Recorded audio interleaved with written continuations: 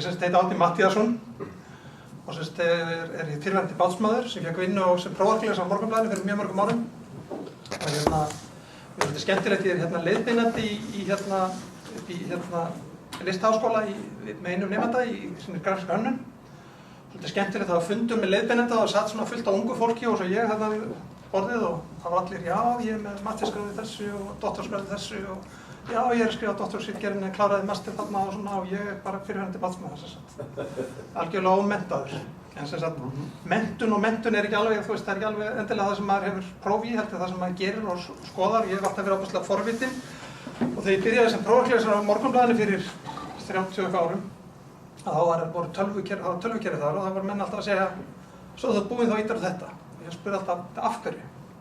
Af hverju á ég íta þennan taka? Af hverju má ég íta þennan taka? Og svo prófaði ég það, að lykillinn að öllu er það að fikta og prófa. Og þegar við erum til dæmis að ráða, nú er ég það sem kallast þróunarstjóri á mbl.is. Er þar inn á deildinni, forritaradeildinni sjálfri sko, að þróa nýjar lausnir og svona dót. Og það er til dæmis lykilatriði þegar maður ráða menn í vinnu, þá þeir koma með fullt af prófum og segja, ok, ég hafa frábært gott og setjum próf, en hvað hefurðu gert? Hvað hefurðu gert sjálfur? Á hverju hefur áhuga? Hverju hefurðu sinnt? Og það er alveg fáránlega mikilvægt sem sagt að vera alltaf að læra, þó maður sé ekki endilega alltaf með próf.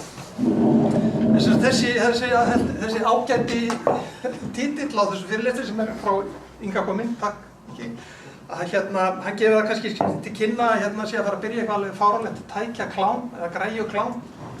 En sem sagt alla jafna er ég ekkert rosalega hef engan rosalega mikinn áhuga á tækjunum sem slíkum. Ég hef áhuga á því sem að fólk gerir við tækin, hvernig það nota tækin. Það finnst mér fyrst og fremst vera forvitnilegt. Að því sögðu, þá ætla ég aðeins að tala svona þessa snjalltæki eða snjallsímaþróun, því þetta er keyrt áfram af snjallsímum fyrst og fremst, þá tölum við snjalltæki í dag. Aðeins að tala það. Og aðeins líka fara aðeins út í, sem sagt, hvað fólk að gera. Þú veist, og hvernig sími er ekki lengur sími, það er að segja að það sé hægt að hringja, er orðið auka atriði sem í farsímanum, nánast. Og það er best að byrja verið ófeiminn við að spyrja, eða hrópa húrra, eða veina óhugnaði. Bara eins og, þú veist, endilega þannig að þetta verði einhver svona díalóg milli okkar. Það er best að byrja á upphafinu. Þetta var náttúrulega ekki fyrsti síminn og þetta var ekki fyrsti farsíminn. Þetta var það sem var kallað fyrsti snjallsíminn. Það byrjaði allt þarna fyrir 7 árum. Þessi sími var kynntur í janúar árið 2007. Er það eitthvað? Já, ekki allt í lagi mín vegna.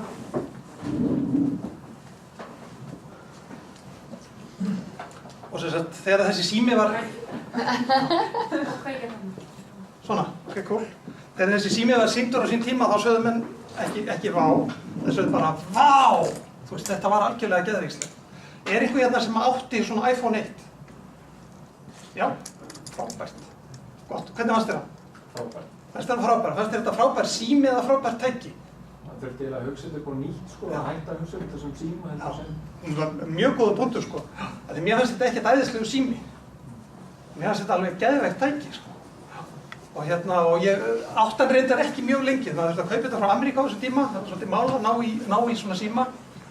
Það var pípari sem var að gera við ofna hjá mér sem var svo algjörlega óður í þennan síma þegar hann sá hann, þannig að ég borgaði stóran hluta viðgerð, þetta er besti díl sem ég hef gert sko, með sem sagt iPhone, fyrsta iPhone-inu.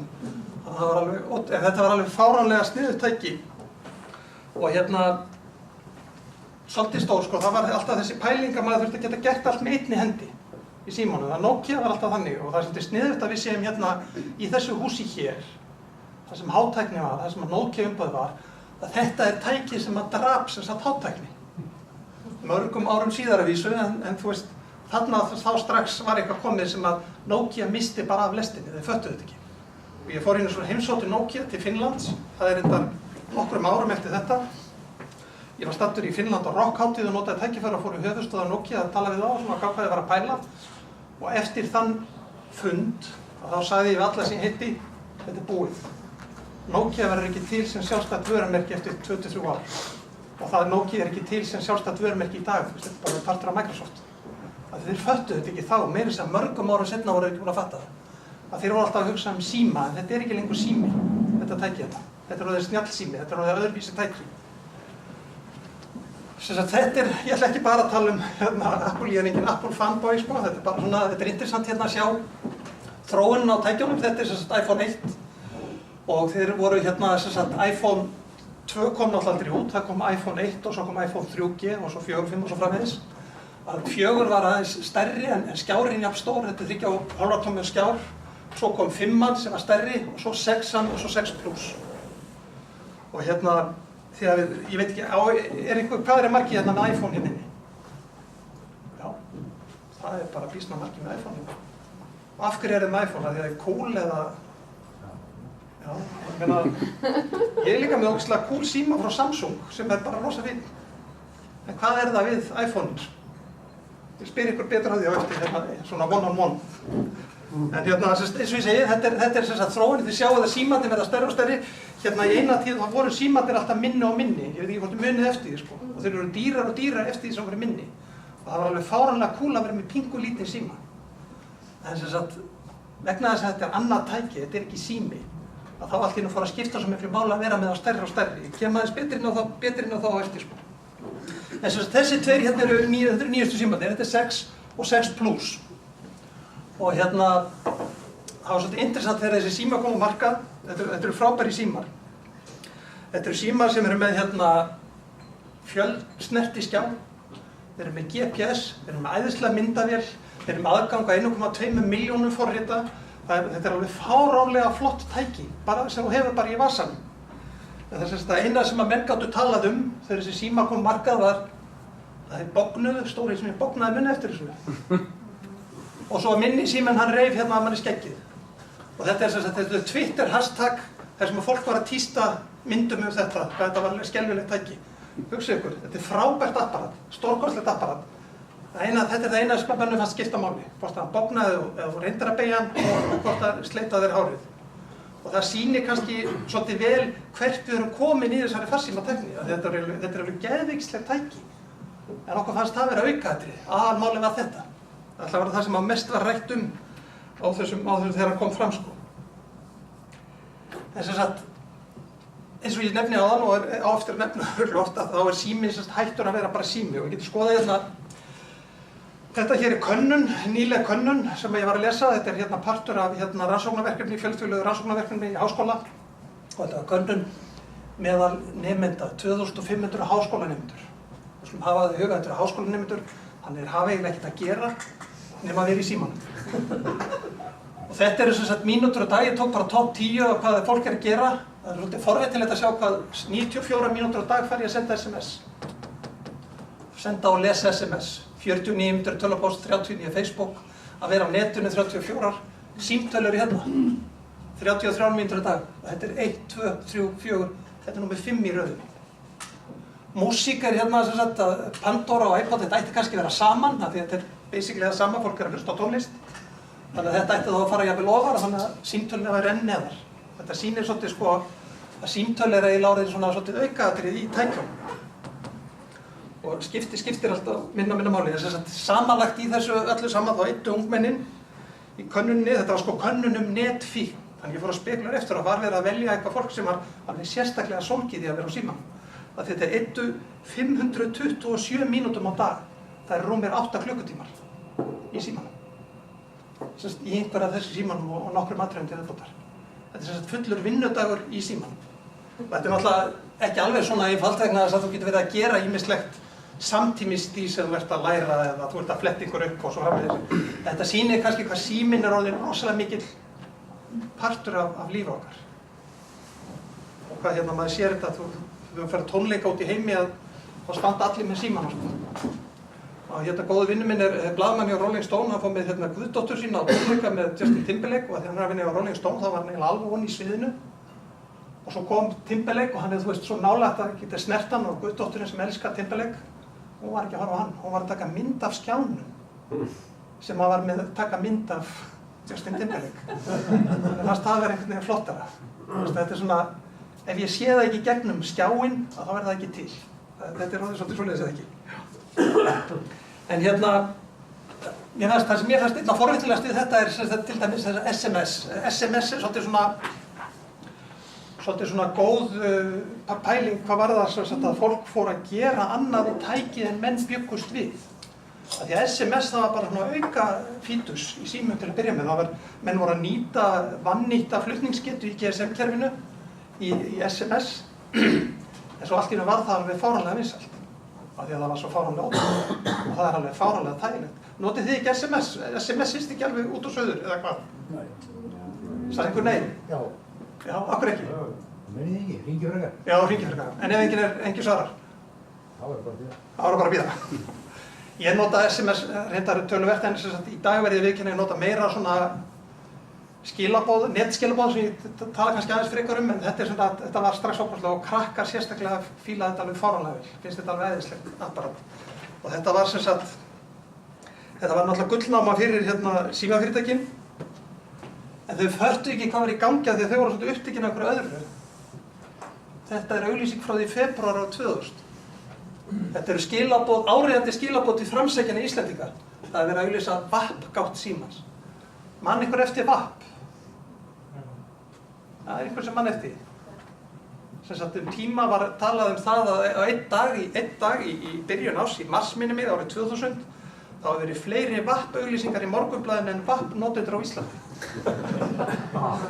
Það voru heilsíður frá öllum bylgjum, það byrjaði svona æði, en það var enginn að nota það. Þetta var að því að símafyrirtæki héldu, VAP er málið. VAP er í raun og veru svona, getur við sagt, svona HTML, ákveðin útgáfa HTML fyrir síma. Mjög einfölduð útgáfa HTML fyrir síma. Svona vefsíðu fyrir síma. Og við vorum með VAP-gátt á MBL til dæmis lengi. En hún er náttúrulega, ég held að við komið inn á hann í síðasta mánuði. Þannig að hún er ekki mikið notuð. En náttúrulega þessi sími, þið sjáum náttúrulega ekki hvaða sími þetta er. Nokia 7010, munið eftir honum. Svona ógeðslega kúl, bara small fram. Man ykkur eftir þessu? Nei. Virkaði aldrei. Það er aukaatriði. Það er aukaatriði. Þetta var kallað Matrix síminn. En þetta var reyndar ekki sami sími og notaður í Matrix. Þetta var það 8110 sem að þið kannski vissuð ekki og eru nú alveg steinhissaðir. Vá, fuck, ég trúi ekki. En sem sagt, þetta var sem sagt, það sem að gerðist sem sagt að símafyrirtækin föttu ekki SMS-ið og annað að þó þau hafi farið að græða alveg rosalega SMS-inu þá föttuðu ekki að það var líka aðrir sem að það voru aðra leiðir líka til þess að koma skilaboðum þegar netið komst á. Símafyrirtækin voru með, þú borgaði fyrir þessu, það geta hringt og fyrir símtölum. Þú borgaði fyrir að geta sendt SMS og fyrir hvert SMS og þú borgaði fyrir netaðganginn. Svona var þetta fyrir nokkrum árum. En svona er það ekki lengur vegna þess að það var alveg fullt af fyrirtækjum sem að fattaði að það er hægt að senda skilaboð í gegnum nettengingu á miklu ódýrari og einfaldari hátt heldur en SMS. Og þetta fyrirtæki WhatsApp, notið eitthvað af þessu? Nota Messenger, já. Já, þetta er náttúrulega forrið djöfulsins. Við vorum öll pínt til þess að setja það upp á síma hjá okkur, þú veist, alveg bara gegn vilja okkar. Núna bara fyrir þessu árið, þetta er Facebook Messenger. Já, þau notið Snapchat. Þetta sem sagt, eru það leiðir sem að fólk nota til þess að eiga samskipti í dag og það sem WhatsApp gerði til dæmis í Bandaríkjunum. Þar voru þessi prísstrúktúr í gangi. Það var borgað fyrir símtöl, borgað fyrir SMS og borgað fyrir gagnaflutning.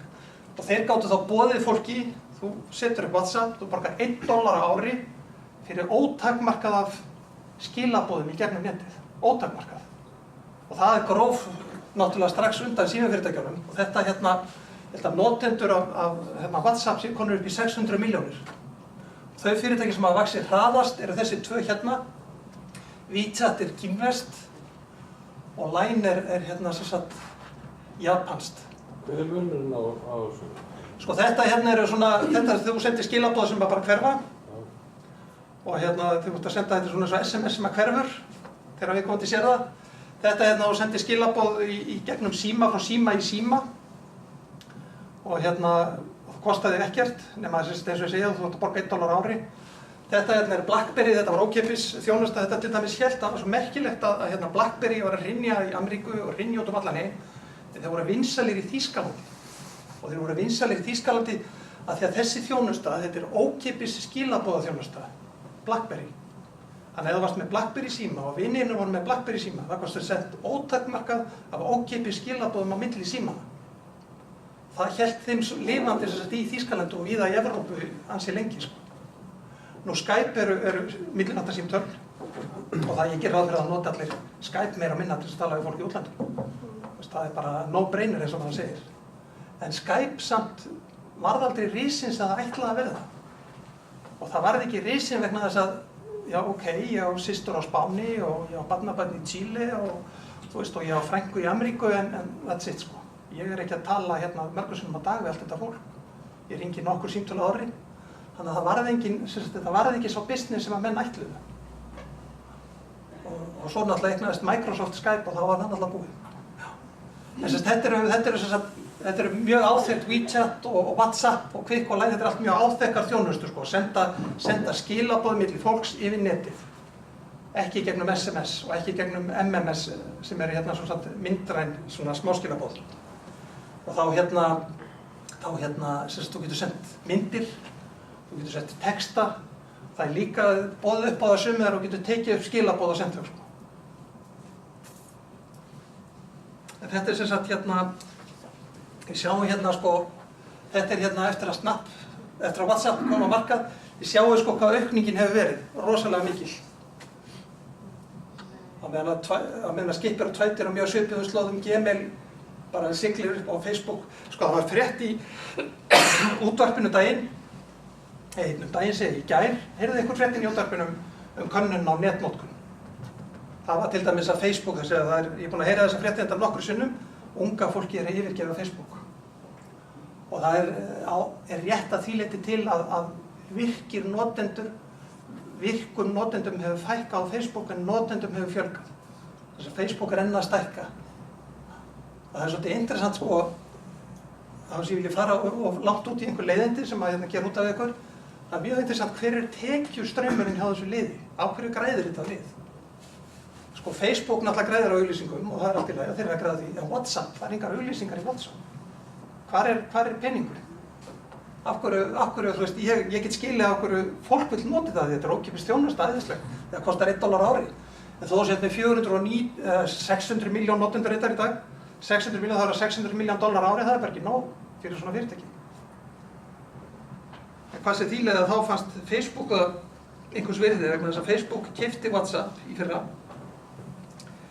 á hvað var það, 2 billjónir króna. Þetta voru held ég $16 miljardar. Og þú veist, og 600 miljónir tekjur ári, það gengur ekki langt upp í 2 billjónir króna. Sko. Það er sem sagt 2000 miljardar króna sem er borguð fyrir þetta. Og eitt lykilatriði að segja, notar einhver WhatsApp? Var einhver að segja að hann notaði WhatsApp? Stundum? Já, cool. Það er sem sagt símanúmerið þitt sem að Facebook var að kaupa. Að því að WhatsApp er svona að nota símanúmer sem notendanafn og flettur upp í símanúmeraskránni þinn og leitar öllu þar. Þannig að Facebook var að kaupa sem sagt miljardar símanúmera fyrir þessar 2 billjónir. Líður ekki betur nú? Nei, við Facebook. Það var bara símanúmerið mitt í Ameríku. Já, ok, þannig að það er allt í lagi. Þeir græði ekkert á það. En sem sagt, þetta var svona útútú til að segja ykkur, þú veist, hvað er fólk að gera á símanum sínum? Áður en við förum í tækjaklámið. Sem sagt, það er að nota símanu til samskipta og símanotkunni sjálf ekkert að hringt er komið svolítið í aukaatriði. Og það þýðir þá að símarnir fara stækkandi og verða stærri og stærri. Þetta er fyrsti iPhone-in og þetta er Samsung Mega. Hafið þið séð Samsung Mega? Hafið þið séð Samsung Note, stóra síman? Þessi er ennþá stærri. Þetta er sem sagt orðið svo stórt. Þetta er orðið svo stórt að þetta er eiginlega orðið að spjaldtölu líka við, sko. Þetta er eins og iPad mini. Hvað segir þið? Bara svo eins og iPad mini. Þetta er ekkert langt. iPadin mini er sem sagt 8 tommur. Þetta er sem sagt 6,3 tommur. Þetta er eiginlega nær kannski, þetta er sem sagt spjaldtöla frá Google Nexus 7 tomma. Þannig að þetta er ekkert svo langt frá. Ótrúlega gaman. En sem sagt, sko, það var mikið hlegið að Samsung þegar Samsung kom með Note síman fyrst á markað. Fólki að þetta var algjör della og myndi aldrei seljast. En þeir eru samt ógeðslega vinsælir. Þar komu enn og aftur að því að þeir sem að telja sig vita allt og kunna allt, að mér frátöldum alltaf, að þeir vita ekkert hvað er að tala um, sko. þess að því fólk vildi fá stærri skjái vegna þess að það fara að nota síman meira eins og spjaldtölvu. Síminn var að verða eitthvað, var verða að spjaldtölvu. Og ég veit til dæmis að það voru á ljósmyndara Morgunblaðsins að sumir keyptu sér spjaldtölvur og alltaf með þar í myndavélatöskunni. Svo kom aðrir og keyptu sér bara Galaxy Note sem næsta númer fyrir neðan þetta, hann 5,7 tómur. Og voru bara komnir með spjaldtölvuna, þau þurfti ekkert annað. Þetta bara símið þeirra og svo gátu þau gert allt sem þið vildu í símanum sem þið gátu gert í spjaldtölvu. Þetta svona svolítið líka forveitilegt og menn tala það til dæmis að þessi nýji iPhone 6 Plus sem við sáum áðan, hann eftir að éta markaðshlutdeild frá einmitt iPadinu, iPad mini. Þú veist, nú var allt í einu, býta okkur að við kaupa iPad mini núna. Kaupi bara iPhone 6, við getum gert allt. Og iPadinn breytist bara í bóklesara, verður svona dýr Kindle. En sem sagt, já, það spurning, er þetta þá ekki bara komið í staði fyrir þig og ekki bara, þið vitið það að þið hefði vantilega tekið eftir að margir eru hættir að vera, það var ég er ekki með sjónvarp, bara til að sanna ég er ekki tækjaóður, ég er ekki með sjónvarp og ég hef ekki haft sjónvarp í meir en 10-20 ár, ég hef ekki haft neitt sjónvarp á heimilinu, opaslega lengi. Og þannig að ég vissi ekki hvernig fólk var að nota sjónvarpið, svo heimsótti ég kunningja með Akureyri og þar satt fólk á sjónvarpi og það var allir með tölvu í fanginu, fartölvu í fanginu. Mér finnst það rosalega interessant. Ég gerði það líka en ég bara sleppti sjónvarpinu. En þannig að þá áttaði mig á því að fólk situr með tölvuna í fanginu við sjónvarp. Gerið þið það? Já. Og er það ekki bara ógeðslega kúl og þægilegt? Já. Og er það ekki miklu betra að sitja með spjaldtölvu í fanginu heldur en laptop? Jú. Já. Það er líka fullt að liða sem gerir það, en býtu, af hverju þá ekki bara sitja bara með svona? Er það ekki bara að fá allt sem þú vilt? Þú getur lesið þú getur hangið á Facebook, skrifað posti, Snapchatað, Whatsappað, gert hvað sem er. Þetta er svona spurning hvort að, já, við heldum að spjaldtölva myndi leysa fartölvun og bortölvun á heimilinu að hólmi, að fólk myndi ekki fá sér bortölvu, það myndi bara fá sér spjaldtölvu, miklu einfaldara og þægilegra. En þá er það spurning, þú veist, verða það ekki bara þannig að það fær sér bara stóran farsíma. Þannig að farsíminn leysi allt þetta dót af formi. Það er svolítið interessant að sjá þróun í því. En það er meira sem þetta er að gera því farsími er náttúrulega, eins og við segjum, þetta er mjög öflug tölva. Þetta er mjög öflug tölva sem átt með í vassanum. Og þegar hún er að bíða eftir einhver hringi í þig, þegar átt með henni í vassanum, þá getur notað það fylgt að reikni getu þarna og afli sem getur notað. Og þá hafa menn farið út í svona þekkið þetta, æfingamæla. Þekkið svona, sem þú setur múlliðinn, er einhver sem notar svona? Er einhver sem á svona en notað ekki? Þeir segja að þetta sé svona svolítið til þess að segjast á samviskupitinu. Ég er ekki að hreyfa mig neitt, kannski fáum mér svona og þá fyrir ég að hreyfa mig. Og svo náttúrulega gerist það ekki. Þetta er verið rosalega mikill business í Ameríku undanfarin ár. Ekki verið mikið hér á landi, en er núna komið til Íslands. Þetta eru tæki, mörg af þessu, þetta er Jawbone 24, þetta er Fitbit efst, þetta er Garmin, VivoFit, þetta er Polar Loop og svo er þetta Nike Fuel Band. Þetta eru tæki sem þú setur á úlnliðinn eða smellir rækir í fötið þín sem að telur skrefið þín. Þú getur meira að mælt hvernig þú sefur á nóttinni. Ég held alltaf að vera nóg bara að maður vissi að maður vaknaði og vissi maður hvernig maður er sofið. En þú veist, en það er víst ekki nóg. Það þarf að hafa svona mæli til þess að þú getur sagt þér hvernig þú svafst. En þetta er, ég hef prófað Fitbitinn og Nike, ég hef prófað þetta, ég hef líka prófað VivoFitinn. Ég hef prófað mörg af þessum tækjum. Þau eru mjög cool á mörgu leyti, Þetta er cool tækni og þetta virkar bara og þetta er mjög einfalt og þetta dóttir mín á svona, hún er opaslega ánægð með það. Besta fælega sniðugt. Þetta er raun og það sama og símarnir eru farnir að gera. Símarnir eru farnir að telja skref eins og það hefur séð. Þú ætti að labba 10.000 skref á dag, það er eitthvað svona algjörlega lágmark. Og þetta er svona tæki sem geta látið þig vita ef þú ert ekki að ganga nóg mörg skref eða píft á einhverju tíma eða bara sitja kyrr á lengi og svo framvegis. En þetta er svona tæki, þetta er svona dæmi það hvernig menn er að nýta alla þá umfram vinslugetu sem er í símanum. Hún er ekki umfram þegar þú ert að keyra tölvuleik eða eitthvað svoleiðis, en alla jafna getur síminn gert miklu meira en hann er að gera. Og þá koma menn með svona og þá er þetta orðin svona framlenging á símann. Er þetta alltaf tengt við símann? Það er sumaðin þú þarft ekki endilega að tengja við símann. Þú þarft þá að tengja við tölvu til þess að koma gögnunum að þér. Og þetta er mjög misjafnt líka, sumt þarft alltaf að vera að hlaða. Þetta þetta Vivofit, það raflæði sem að þú hleður ekki en hún dugir í held í 1,5 eða 2 ár. Sko. Önnur þarft að hlaða á, þetta mjög, þið sjáum náttúrulega sumt alltaf bara hannað eins og skartgripi sko. En þetta var, hún sagði mér frá því kona mín á skrifstofunni þar sem hún vinnur í fyrra, þá var alla konarna með svona. Núna engin. Ég veit ekki, en þetta samt vinsælt.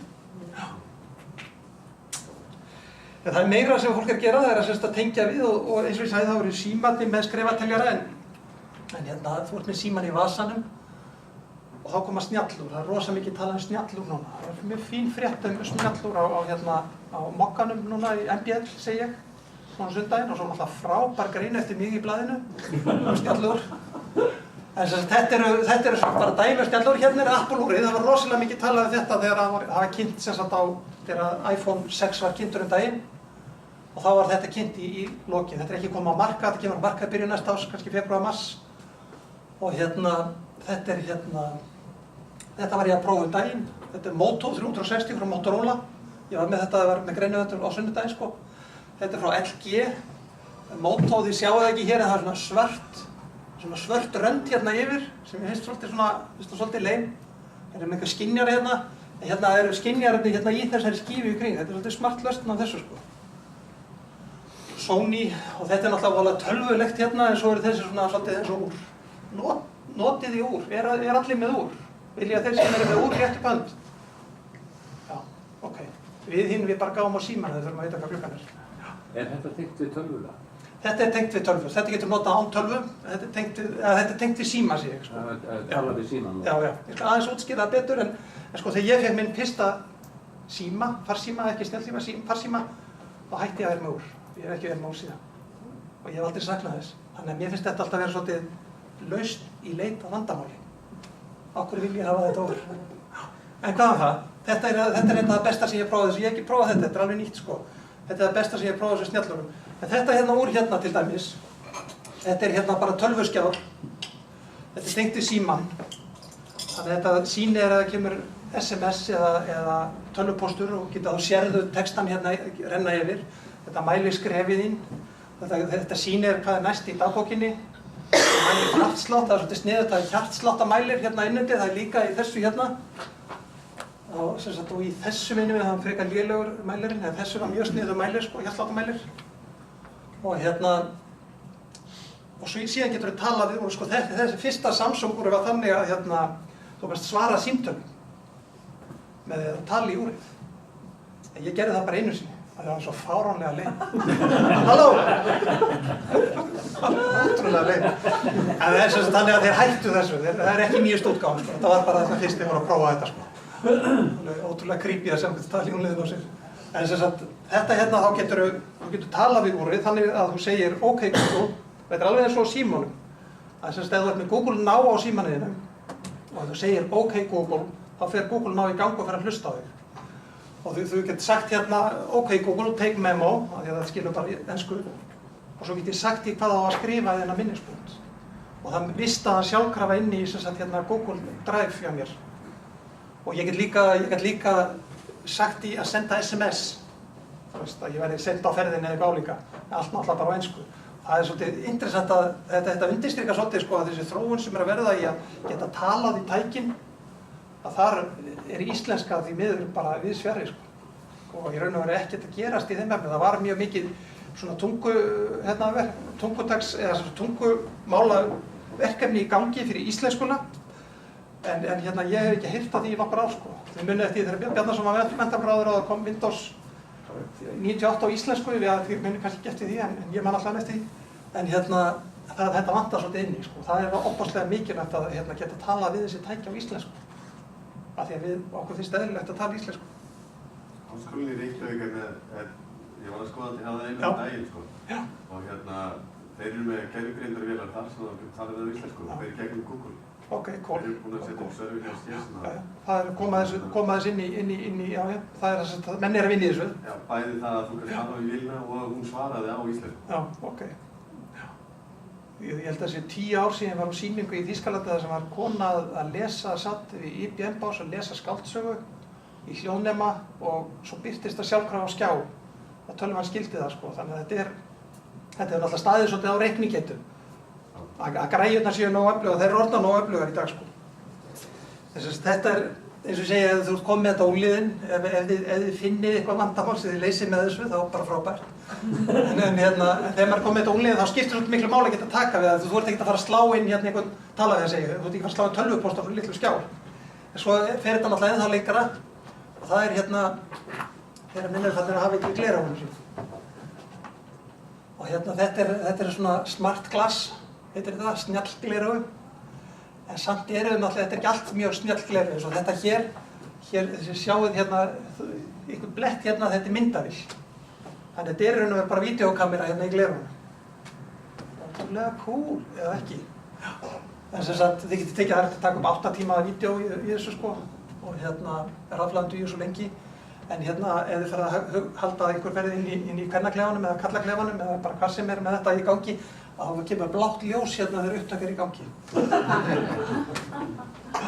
En sem sagt,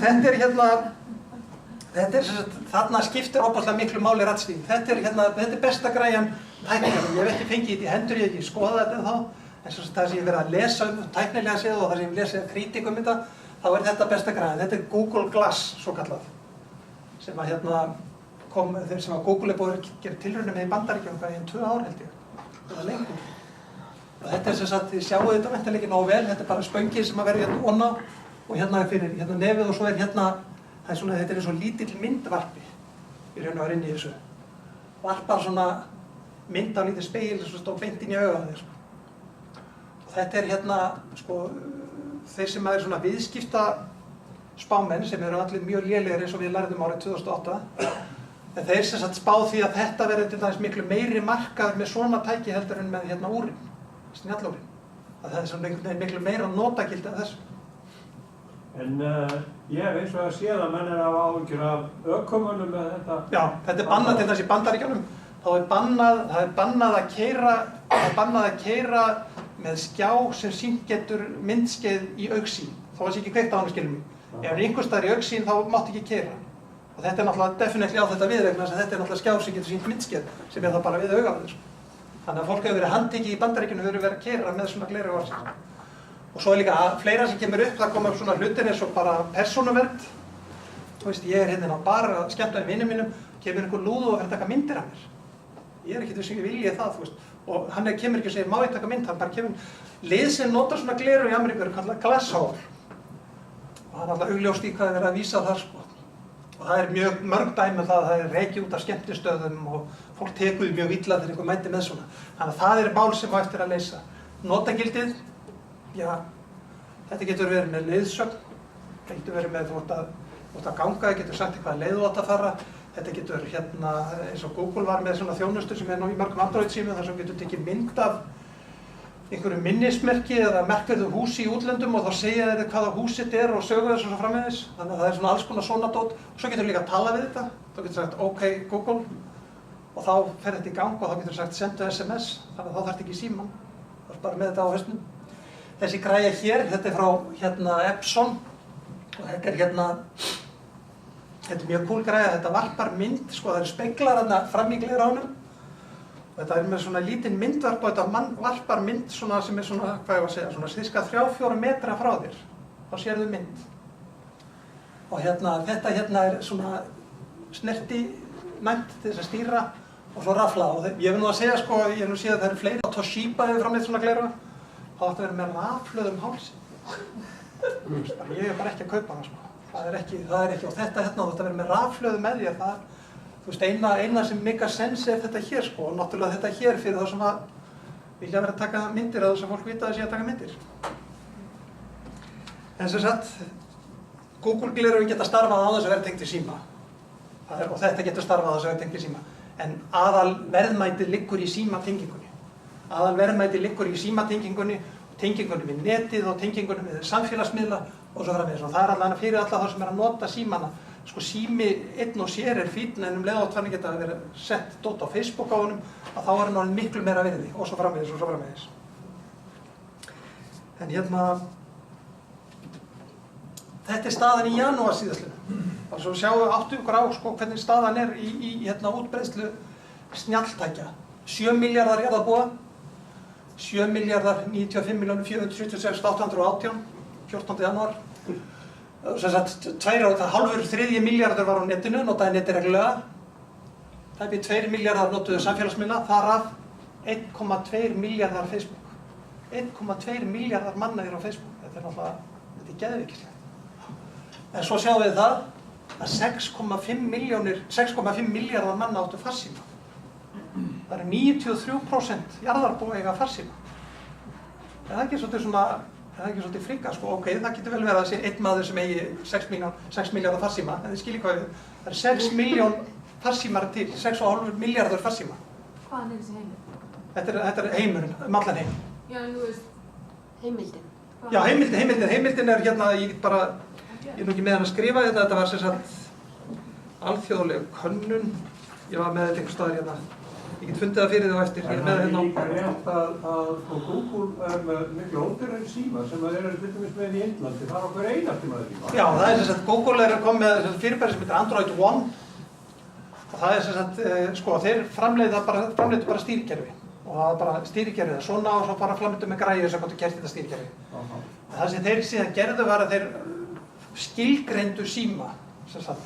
Það má vera með svona myndavél sem er framleidd af þessum aðila og svo framleidd. Þannig að þeir skilgreindu það svona niður, þannig að nú getur hvaða framleiðandi sem er farið að framleiða Android One síma sem að kosta innan við 10.000 kall. Og þeir eru, ég er ekki að segja þessi, svona eins rosalega kúl og flottur og þessi, en þeir eru ekkert mikið lélegir, sko. Þannig að það er ekkert langt í það að það verði fleiri farsímar í heiminum heldur en fólk. Það er ekkert langt í það, sko.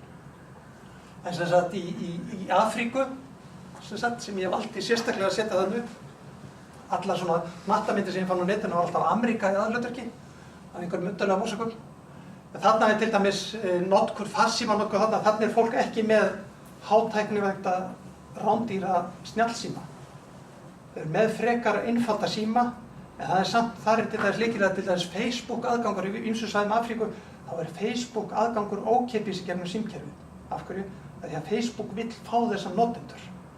Og þeir vita það að fólk sem er með $2 á dag til þess að framfleyta sér, eins og bara Íslendingar með nýjustu tölu frá ráðuneytunum, það er ekki hvað 250 kall á dag eða eitthvað svo, $2, það passar akkurat, að það hefur ekki efni á að vera að kaupa þess að dýra nettengingu. Þannig að Facebook borgar fyrir nettengingun til þess að fólk að þeir vilja náttúrulega geta náð til þeirra sem auglýst hjá þeim, auglýstið þeirra.